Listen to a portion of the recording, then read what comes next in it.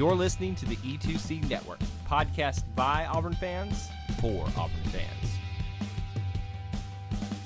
War Eagle Auburn family members, and welcome back to another edition of E2C Extra, the place where we cover all the random stuff that falls within the Auburn family spectrum. Usually falls heavy on the sports side of things, but if it's orange and blue, it is what we do here on this network and on this show. On today's episode, we're going to be talking about traditions, more specifically, a tradition that is near and dear to everyone's heart. When you go to an Auburn football game, or even you might see this tradition at some other sporting events, but not the actual flight of the thing that we'll be talking about. We will be discussing the announced retirement of Spirit, the bald eagle, one of our War Eagles, and one of our most cherished traditions. To do that, I had to bring in a friend and a former co-host of many shows here on the E2C network. You know him as the aficionado of all things Auburn aesthetics, but also the master of Auburn traditions, Mr. Clint Richardson. Clint, welcome to the show. Hi, that is probably the nicest and best intro you've ever given me on the show. And that's all you get. That's it. It's all done. All right, fine. We're done here then. So I thought it'd be good to have you on here because while you are obviously primarily an Auburn aesthetics guy, that kind of brings you into the realm of traditions. And I think what we're about to talk about here is obviously, I mean, I guess you could have a debate. Do you consider this Auburn, the War Eagle, being Auburn's best tradition? Yes, absolutely. And why, though? Well, I think you and maybe one or two other listeners might go back to the Auburn Roots episode and contradict me on that. But it's such a freaking cool tradition. It's such a cool sight. It's uniquely Auburn, and I know that there are some other schools and other teams around the world that try to duplicate it, but there's just something special about it being an eagle here in the U.S. and just seeing it fly with almost 90,000 people watching it. It's nothing will make your hair stand up quite like this sight. And no matter how many times you see it, it just never gets old. The thing for me, too, that makes it so unique is I'm pretty sure we were the first ones to pull something like this off. And we had the setup, the facilities, and the infrastructure is not the right word, but the people with the expertise to pull something like this off. And you, like you said, you've seen other schools try to maybe do something similar. I don't know that Georgia Southern flies an eagle, but I feel like they've had one out like around on the field or something like that. I know that I think it's Air Force because they're the Falcons. They have a Falcon. I think that I think I've seen it fly. Is there anybody else that we're missing out there? I think the Seattle Seahawks also have something similar. I think they have a pet Seahawk on the sidelines, but I'm glad you mentioned Air Force because if I remember correctly, they actually lost the Falcon, I think in Memphis one year for a bowl game. And, thankfully, all of these people are really smart when they come to these birds and have them microchipped and track the GPS. But their Falcon was just flying around downtown Memphis all alone on New Year's night. And that's got to be one of the scariest scenes or just scariest situations for those bird handlers to be in. Well, let me tell you, it is funny that you mentioned that because we might be talking a little bit about that in our boy Spirit, or excuse me, our girl Spirit. Here, let me go ahead and address this.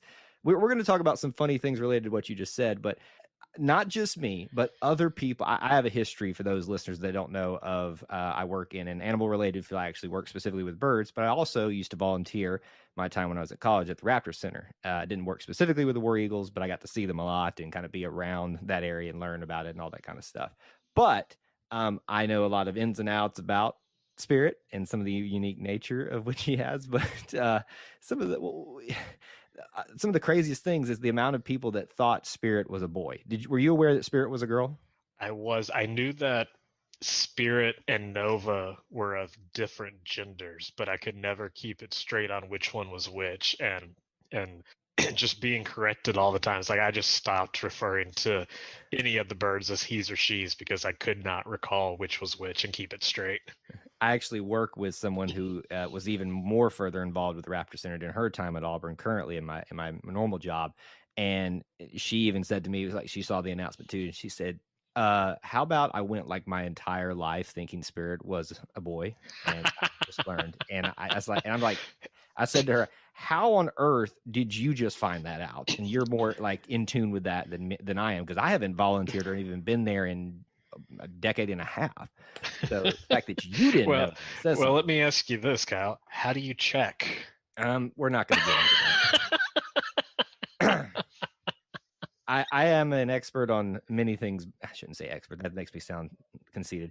I am thoroughly knowledgeable in a lot of things birds, but this is not what this show is about. This is family friendly. I can't. No, I almost let something go here, I shouldn't. and I'm not I going to shouldn't do have it. even asked that one.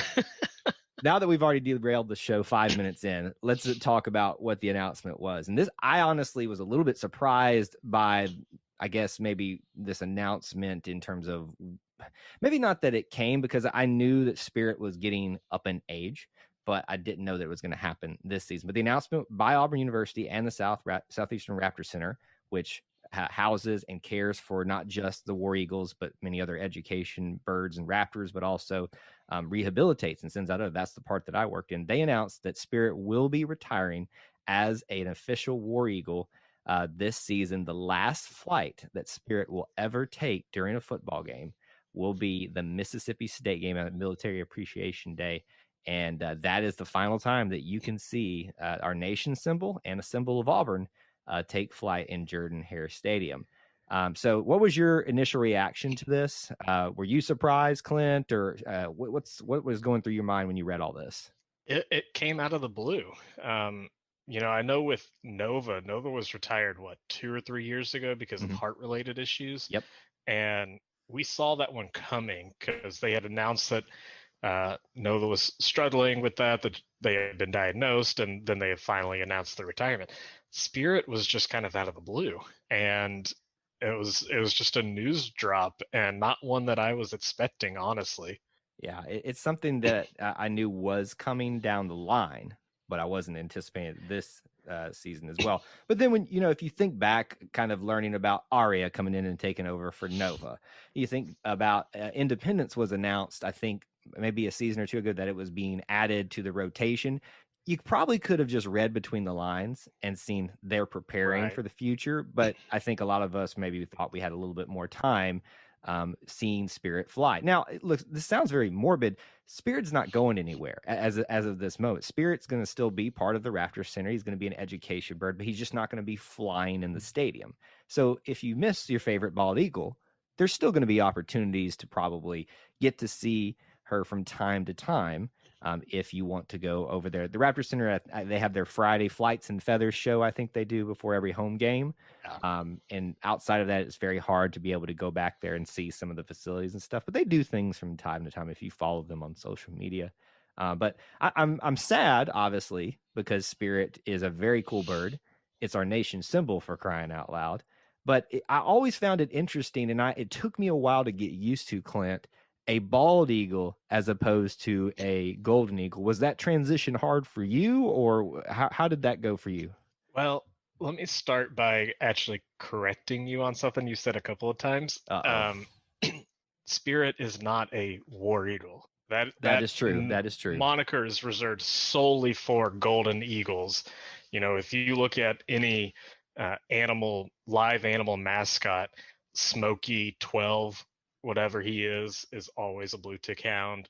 Uga is always a very specific breed of bulldog, and that naming convention is saved for the official mascot of the university. So, Aria took War Eagle 8, or took the War Eagle 8 title just a few years ago, but they continue to just rotate the birds as they fly. You don't have to be a War Eagle mascot to fly at Auburn University.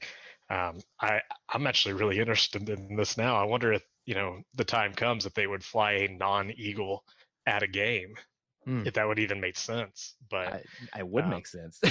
I mean, they've got so many birds. They've got so many owls and just random birds that you would never see and it's so cool to see them out and about when they had their education sessions. Um, but yeah, I think it is a little odd to have a bald eagle flying around. But again, I think, like you've been trying to say, the connection to the country's national symbol of a bald eagle makes it rather easy, and especially when you get into the numbers of bald eagles throughout the country, they were endangered just how many years ago. Mm-hmm. The bald eagle population in this country is currently thriving, and that's due in part because of the Southeastern Raptor Center's conservation efforts. Mm-hmm. It is very important work that they do, and obviously they're not the only ones doing it, but they play a huge part in that, in the education of why it was so important to save these birds and brought them back from. I don't think it's too harsh to say the pink of extinction, and it's a very cool story, a very cool success story when you see all of this, green movement and stuff like that. Some of it, and just I'm going to get on my pedestal here for just a second, gets a little out there, and this is me as a conservationist, someone who works with animals, saying that. But this is a true success story of how you can connect people with a symbol or with an animal in the specific instance, and help make real change, not just things for emotions and feel goodism, but for real change to help a bird that is very important to nature as a whole, but to our nation. So now I'm gonna put my soapbox away. Well, let me ask the conservationist Kyle over here. Part of the press release about Spirit being retired was that this year will be her 25th birthday, Mm-hmm. which surprised me. And I didn't realize that Spirit had been flying at Auburn since 2002. Mm-hmm. She's an older bird, Yep. but this stat right here says that the median life expectancy for bald eagles in captivity is 16.5 years. Mm-hmm. Yes, That's and insane. The fact that she has already survived so much longer than the life expectancy. yeah, I think the thing that people forget is, most people will associate one specific thing they know about a certain type of animal or even a certain type of bird to the rest of them. It's completely different. People don't even know that parrots can outlive humans. That a lot of species, macaws, can outlive their human owners, those Really? that are in the pet trade. And so sometimes in people's wills, they will will the macaw or the specific parrot to another person because they need someone to care for it after they're gone. That's just what happens a Wow. lot. Not so much the case here with bald eagles. In fact, it's illegal for you to own a bald eagle. So please, if you find a bald eagle chick out in the wild, for some reason you probably won't, please don't mess with it, or call your local government agency that can help. The Southeastern Raptor Center, call them to help that out. But yes, I mean, this is well beyond median age. I think it shows a couple things here. It shows how well taken care of Spirit is. So if there's ever anybody out there, you'll get certain people that get upset with humans under animal care. But I think this goes to show you how they have the best medical care, just day-to-day care to keep them in tip-top shape. And then they're making the best calls they can. And I think the surprise of this shows you that this is how serious they take this, because even as old as Spirit is, they were still technically willing to fly her, but have finally just said, you know what, just in the interest of safety, we now have other birds who can take on that mantle. It's time to let Spirit have a break and retire and just kind of be enjoyed for the beauty that she is, not so much flying in a stadium of 87,000 people screaming at her the entire time. Which, when you think about it, put yourself in the well, quote unquote, the shoes of a eagle, Clint, and imagine In the feathers. yes, put yourself in the feathers. How would you feel with that happening all around you? That's terrifying. I didn't even like public speaking in front of 15 classmates. Mm-hmm.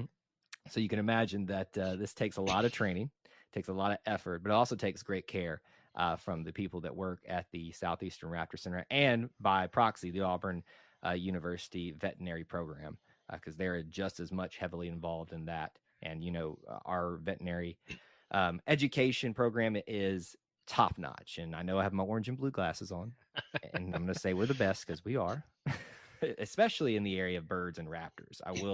I will fight people tooth and nail, and I might have already on that alone. No.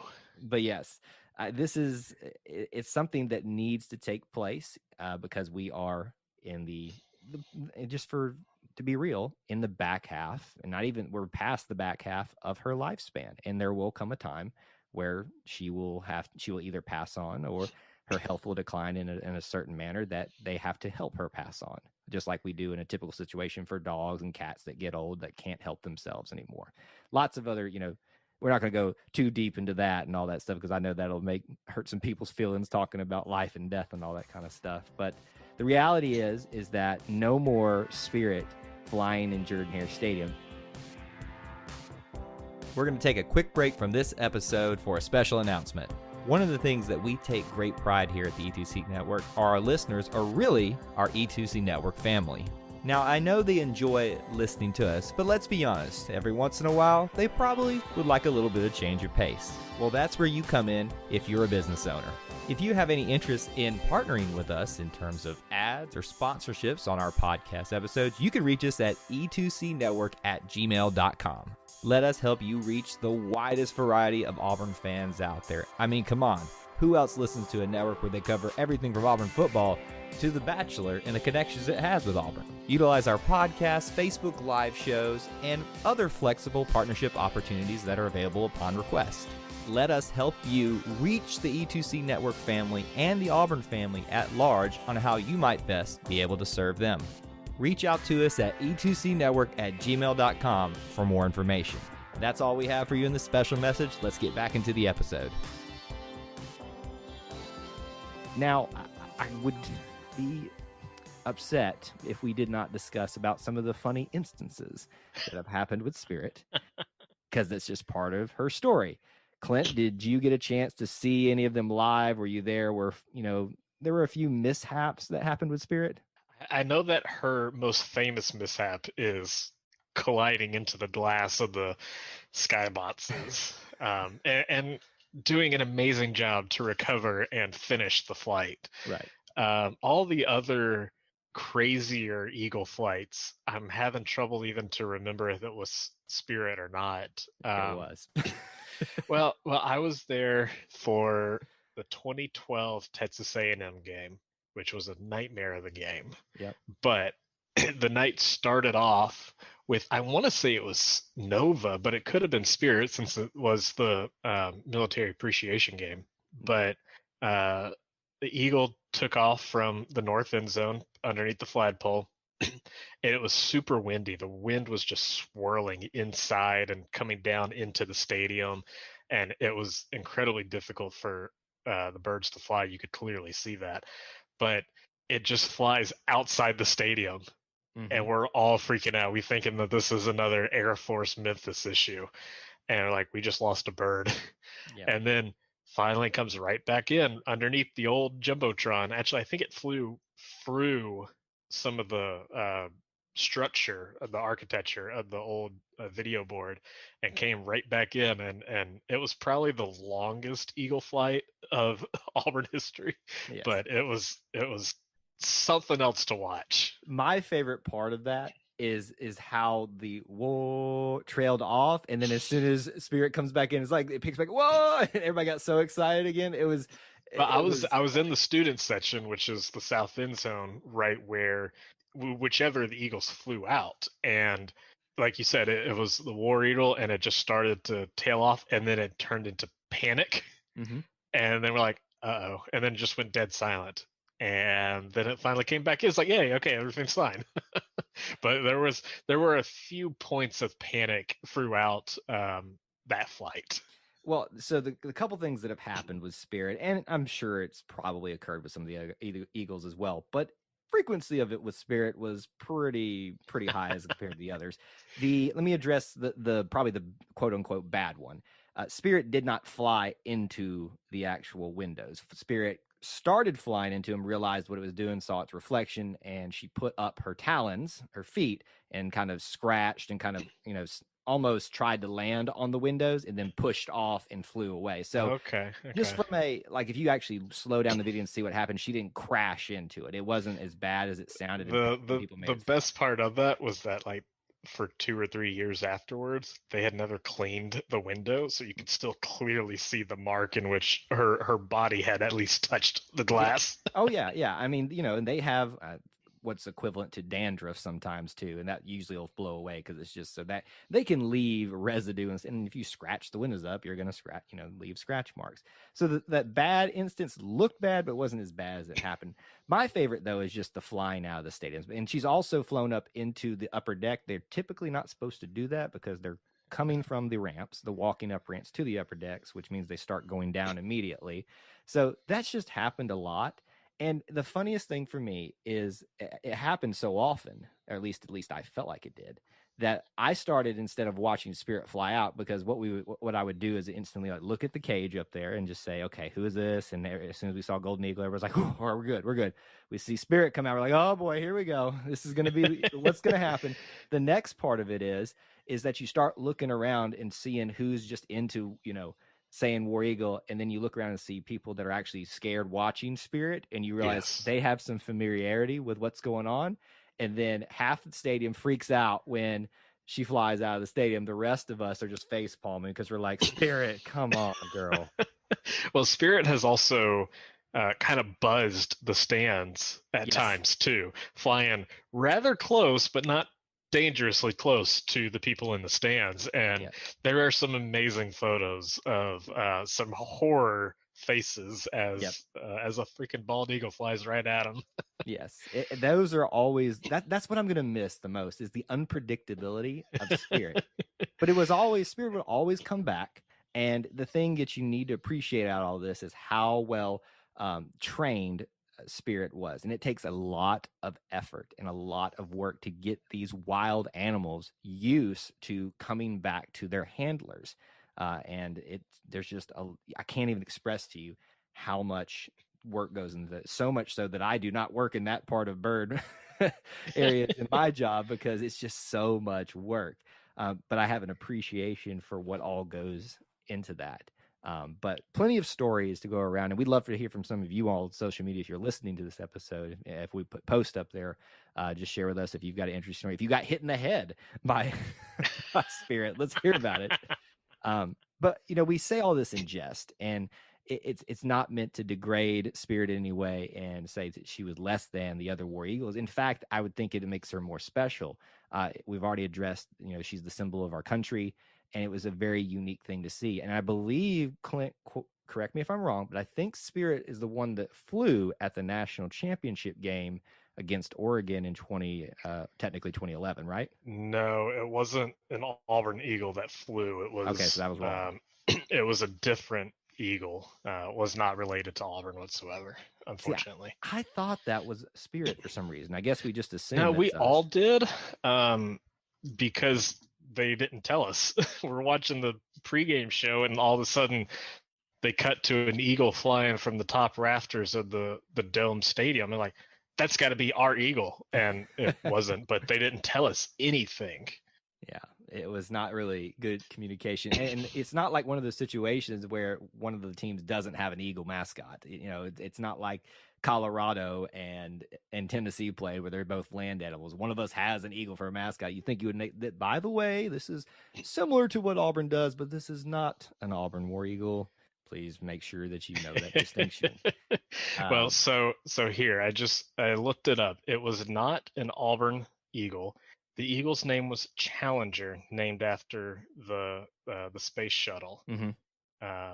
It's got to be probably from local there in Arizona, because the game was actually where in Flagstaff. What is it? Glendale, Arizona. So it's probably got to be from somewhere in that region. Yeah, unfortunately, this website is not saying. Well, unfortunately, they did not do a good job of communicating either way, both during and after the fact, about where that eagle came from. But it would have been nice to have Spirit there. But let's address really quickly, though, what's the future hold? Obviously, we know we've got Aria. We've already talked about her being the official War Eagle, in the sense that because she is a Golden Eagle. We have had another eagle that is a bald eagle that's going to be part of the rotation, and her name is Independence, or Indy. Now, the question is, will it be just like Spirit and have so many adventures outside the stadium or not?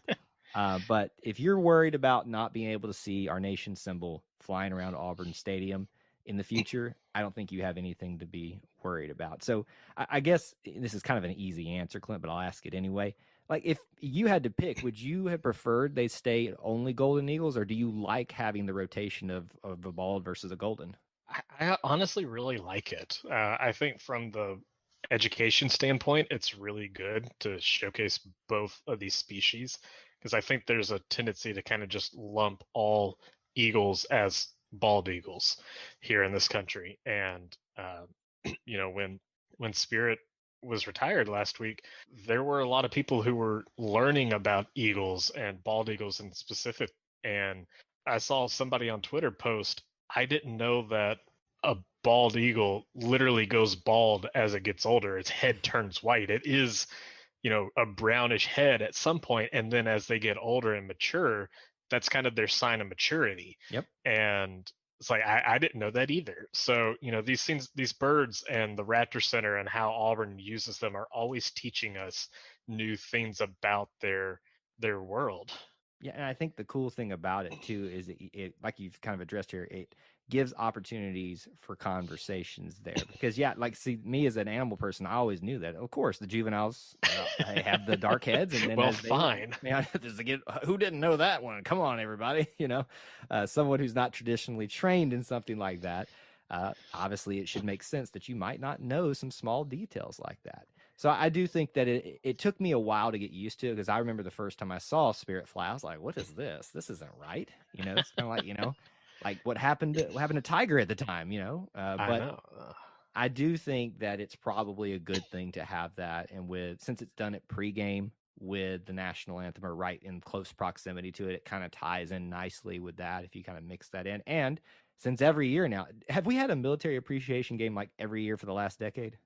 Since 2012-ish, yeah. So if we're going to continue to do that, that ties in perfectly right there to have a bald eagle with Military Appreciation Day. But we're so thankful that Spirit, got the opportunity to be part of our family and represent us out there on the field, strike fear into the hearts of sometimes our fans, let's be honest, getting clipped on the head, but obviously the opposing fans as well. And it's a sight that everybody agrees, no matter if you bleed orange and blue or you bleed crimson and white, you'll agree that it's pretty dang cool, even if you don't want to admit it. So I am thankful for Spirit, but I'm also sad that we're going to be seeing her only one more time. Do you think you'll be able to come to that game, Clint? I don't know. I haven't planned out the rest of the football schedule and getting tickets just yet, but I would really like to. It would be a cool one to go to. And let's be honest, there are a lot of good games to come to this next season for 2021.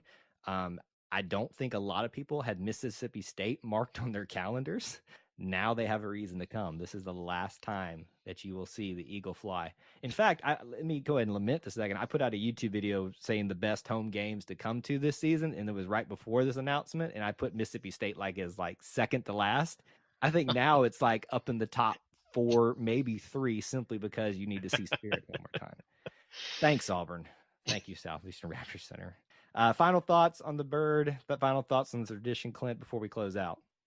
And we have lost so much over the last year, and not being able to see the Eagles fly last season was such a bummer. So it's going to be so nice to see Auburn have these live eagle flights once again. Oh, absolutely. No matter who it is, but obviously it's going to be extra special in Mississippi State for that military appreciation game. So we hope that you can come to that game and experience that one last time, but you better hurry. I'm sure the tickets are already flying off the shelves if they weren't already for that game. I didn't intend that, but it happened. I actually promise you I did not intend that one. I should have just acted like I did. That would have been really sweet.